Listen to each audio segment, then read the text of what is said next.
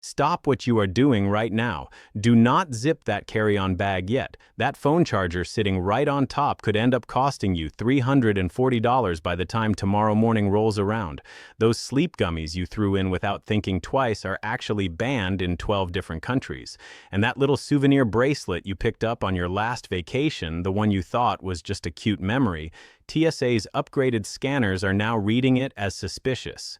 We are talking about your portable battery pack, your bottle of multivitamins, that beautiful lighter you grabbed while walking through Paris.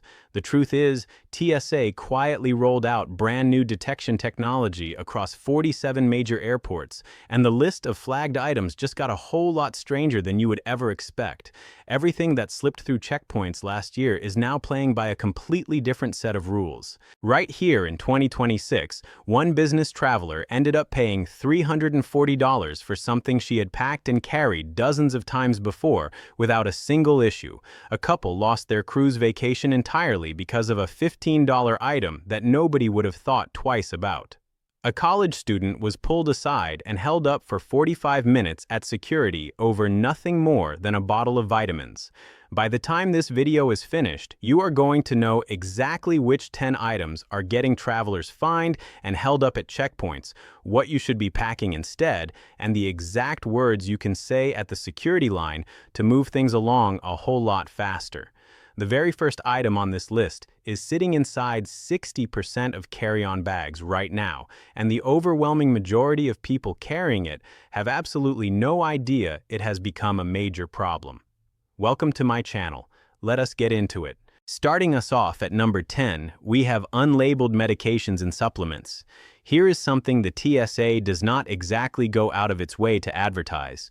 Any medication or supplement that does not have its original pharmacy label attached to it is now automatically triggering additional screening at international checkpoints. One teacher heading off on a trip to Cancun had her daily vitamins completely taken away at security. $80 worth of supplements gone, just like that, because she had moved them into one of those weekly pill organizer containers to save space in her bag. The problem was that security had no way of knowing what those pills actually were, so into the trash they went. The reason this is happening is that border security agencies in places like Japan, the UAE, and across the European Union are now running advanced chemical scanners that flag anything without clear identification as a potential narcotic. To your eye, it is just a regular multivitamin. To that scanner, it looks exactly like a controlled substance. Here is what you need to do before your next flight. Keep every single medication in its original bottle straight from the pharmacy. Bring a printed letter from your doctor that lists out all your prescriptions and include your doctor's contact information on that letter as well. For supplements that are not prescription-based, take a photo of the original bottle label before you travel so you have proof of what it is. The golden rule here is simple. Original label means you are going to have a smooth experience. No label means it goes straight into the bin. And if you are carrying anything medically necessary, that is a liquid over 3.4 ounces. The phrase you want to use before you even step up to the scanner is this: I have medically necessary medications that I need to declare. That single sentence will save you an incredible amount of time and trouble. Moving on to number 9, power banks without a visible wattage rating. That chunky portable charger you have stuffed somewhere in your bag, TSA agents are now actively checking the wattage labels on every single one of them, and if they cannot clearly read the number, your charger is getting confiscated on the spot. One graphic designer had her $65 power bank taken away at JFK, and it was not because the charger was too powerful. It was because the label had worn off over time from being tossed around in her bag for over a year. A missing label automatically equals non-compliant in their eyes. Here are the numbers you need to memorize. Anything under 100 watt-hours puts you in the clear. Most standard chargers fall right into this zone. Between 100 and 160 watt-hours is what we call the permission zone, meaning you need to get approval from your airline before it goes through. Anything over 160 watt-hours is completely banned, no questions asked. But here is the part that catches most people off guard. Even if your power bank is well within the allowed limit, if that label is faded, smudged, or unreadable in any way, TSA is going to treat it as if it does not comply at all. So here is what you do. Check your power bank right now. Can you read the milliamp hour or watt-hour rating clearly? If not, replace it before you fly. You can find perfectly compliant options online for $20 to $30. Take a photo of the label on your phone as a backup piece of evidence, and keep the charger somewhere easy to pull out for a quick look during screening. One insider detail worth knowing: major laptop batteries like the ones inside MacBook Pro models are engineered to sit at exactly 99.6 watt-hours, just barely under the limit. The manufacturers understand these rules better than most of us ever will. Now we hit number 8, and this one is where things start to get genuinely serious. CBD products and hemp-derived items. That label on your CBD gummies that says 0% THC, it is essentially meaningless at most international airports. One retiree had her CBD pain cream seized at customs in Tokyo, despite it being completely legal where she purchased it back in Colorado. Japanese law does not include any kind of medical exception for cannabinoids. Their chemical scanners detected the presence of cannabinoids in the product, and in Japan, that is enough to potentially land someone in serious legal trouble. Countries like Japan, the UAE, Indonesia, and Singapore treat CBD products with the same severity they reserve for hard narcotics. A doctor's note will not protect you. A hemp-derived label will not protect you. The UAE has even gone so far as to test travelers' bloodstreams, and if any trace of CBD metabolites shows up from something you consumed days before even leaving your home country, you could face prosecution. The safest approach is this: do not fly internationally with any CBD product, period. If you are traveling domestically, only bring products that are clearly labeled as containing 0% THC. Keep the original packaging intact. And if you have any lab test certificates that came with the product, bring those along too. Number 7 on the list is smart luggage with a battery that cannot be removed. That $400 high-tech suitcase with all the bells and whistles could very quickly become a $400 gift to the airport if you are not careful about how it works. Picture this scenario. You are already in boarding group 4. The overhead bins are completely full. The gate agent announces that bags are being gate checked. If the battery inside your smart luggage does not pop out in under 10 seconds without any tools, you are stuck with 3 terrible options. You miss your flight entirely. You walk away and abandon the bag. Or you try to force the battery compartment open right there at the gate. One business consultant watched a gate agent force him to decide between keeping his $350 suitcase and making his connecting flight. The battery was technically removable, but it required a screwdriver to get out. That did not count as easily removable under the airline's rules. The reason this rule exists comes down to physics and fire risk. A phone catching fire inside the cabin is something crews can handle. A lithium battery igniting inside a cargo hold at 35,000 feet is a completely different kind of emergency. Before you buy any smart luggage, confirm that the battery ejects without any tools. Test it yourself and see if you can have it out in 5 seconds or less. If you already own one of these bags, remove the battery before you ever leave for the airport. Number 6 brings us to vaping devices and electronic cigarettes. If you vape, flying in 2026 has turned into a genuine legal obstacle course. The exact same device follows completely different rules depending on where you are headed.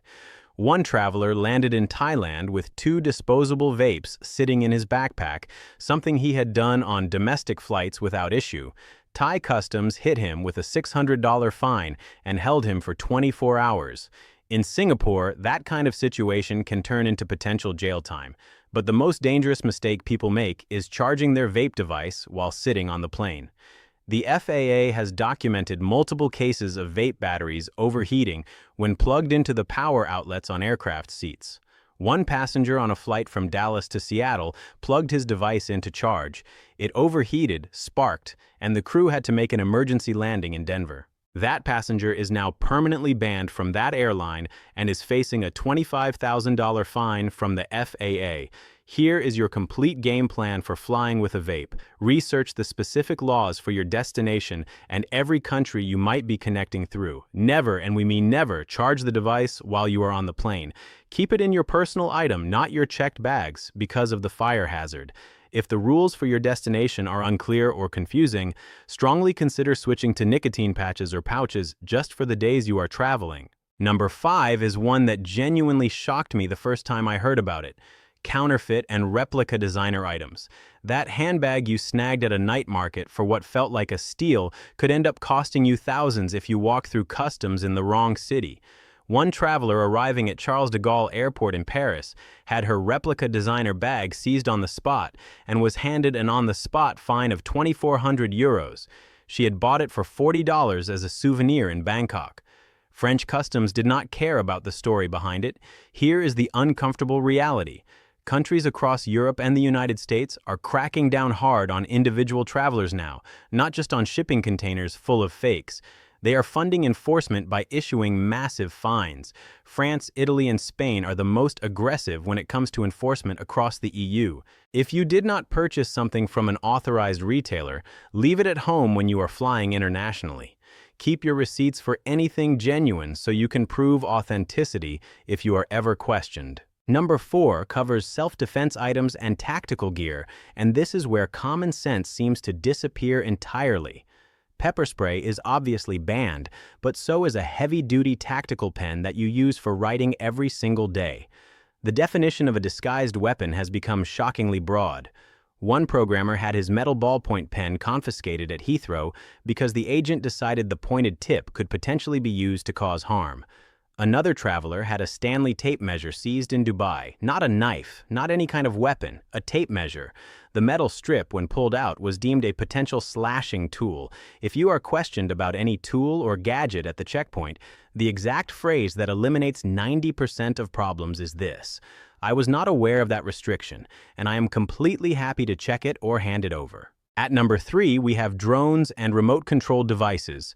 That compact drone in your backpack that you think of as nothing more than a camera is being treated by several countries as restricted aviation equipment.